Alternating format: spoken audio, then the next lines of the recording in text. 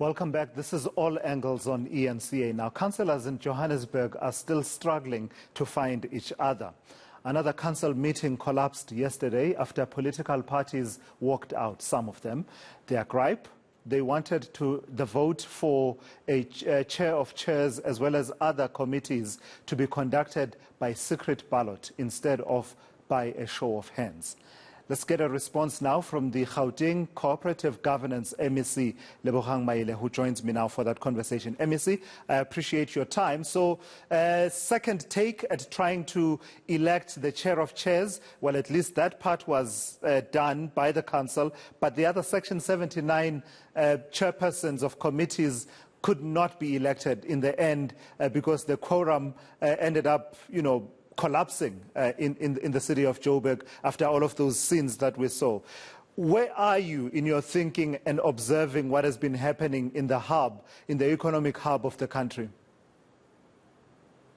Thank you very much. Good afternoon to listeners and to the viewers at home, and thanks for this opportunity.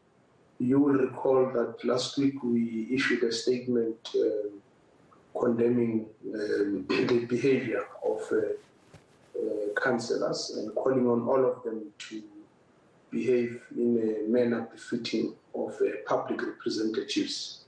We want to reiterate those words, and we want to remind them that they are in that chamber to represent the citizens of Johannesburg. You will remember as well that we wrote a letter to the Speaker asking for an explanation of what transpired. I can confirm that the Speaker has responded to the letter that we have written to him. And we also received a complaint from the ANC about the conduct of the Speaker. So those are the two letters we have before us, and we are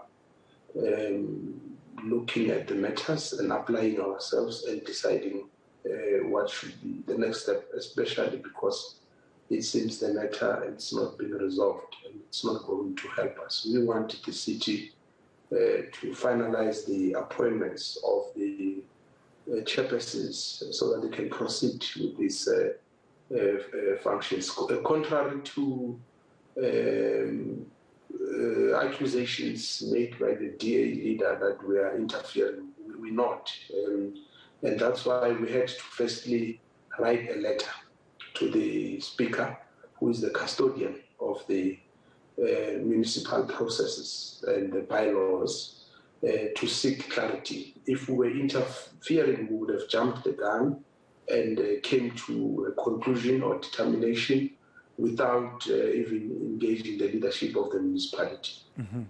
Are you any clearer, though, MEC, having received that letter from the Speaker, that report from the Speaker of the City of Joburg, Vasco da Gama, and having received the complaint that you mentioned from the ANC, are you any clearer as to what, in essence, is the problem? Is it really about this issue of whether or not voting should happen by a show of hands or that it should be by secret ballot, or are there other underlying issues that are being raised from both correspondence that you've received? Well, look, I think for me, it's unfortunate that the council is collapsing on what I would call a trivial matter, whether you're voting or not. I would expect that at that level, there should be maturity. And I know the system allows for the whips to meet even before the matter goes to the broader council. So that's the first thing, that they have to find a way of managing their differences even before they go to the broader council. Because if the whips of the different parties are not taking responsibility and making sure that before the broader council sits, they are able to find each other, we will see the kind of chaos that we have seen in the last two meetings. But the second thing, which I have said previously, is that council, in its collective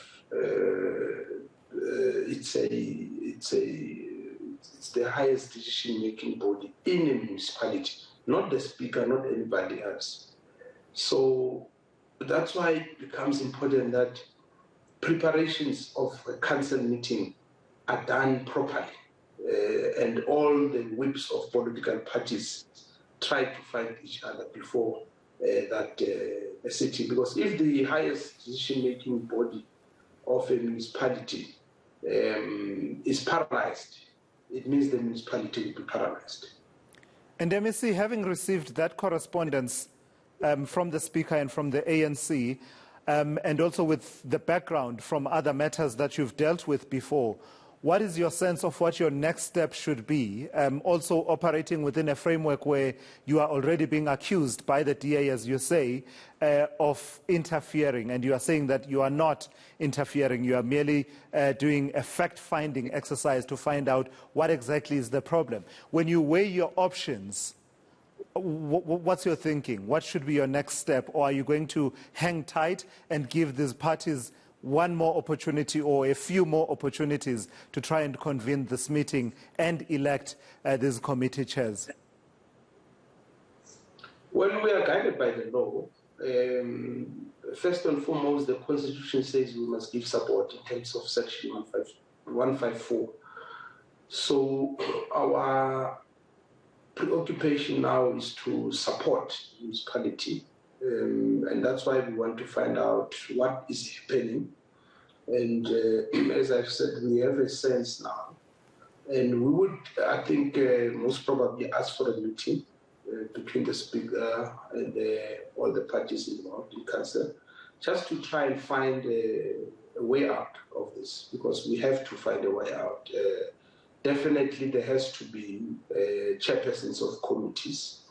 And that's a decision in terms of how they will be elected. It's a decision which council must make. We will not impose on council on how to go about making that decision. However, we will not tolerate a situation where there's a delay in governance issues which could lead to collapse of service delivery as a result of these differences. And that's our interest. And that's why I find it very strange. And perhaps it's a reflection of the comprehension levels of the DA leader, Mr. Steenhuisen, because we have not interfered, and we will not be blackmailed into not raising issues where things are not going right. Because what he was trying to do is to blackmail, and even worse, he has not even read or even understand, maybe. You might have read it, but maybe the comprehension is the problem, the Concord judgment, which he was making reference to. So yeah, we will go into that municipality to help all the parties, because we want them to succeed. Sure. We want them to govern on behalf of the citizens. Lastly, MEC, please talk to this issue of walkouts from council meetings.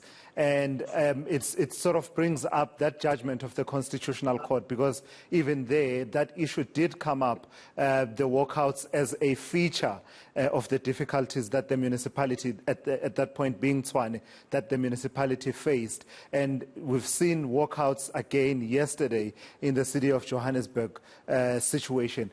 Without being bogged down in terms of what the law says, etc., observers, ordinary Joburg residents watching this, I've heard many people lamenting and saying, these are the people we elected to go and find solutions to our problems, and we are paying for them to be councillors and to sit in council and conduct the business of council. What would you say about that particular aspect of walkouts and how political parties should deal with this aspect going forward?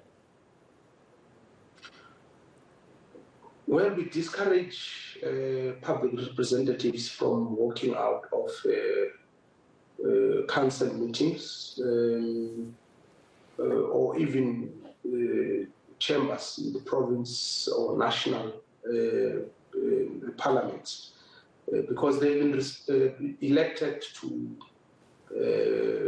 represent our people. And those chambers are a theater of ideas and strategy. So they have to stay the course and they have to remain in the chambers. The battle can't be taken to the streets. Whatever battles they have must be fought in those chambers. So we expect councillors to remain in the chambers and battle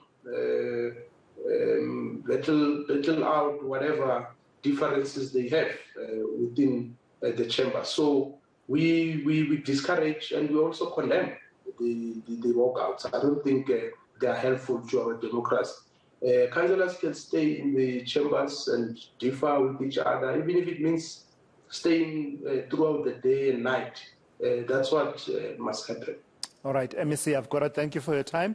It's a difficult one for you to navigate without being seen to be interfering inappropriately at the same time. Let's hope that there will be a solution that is found by the parties in council.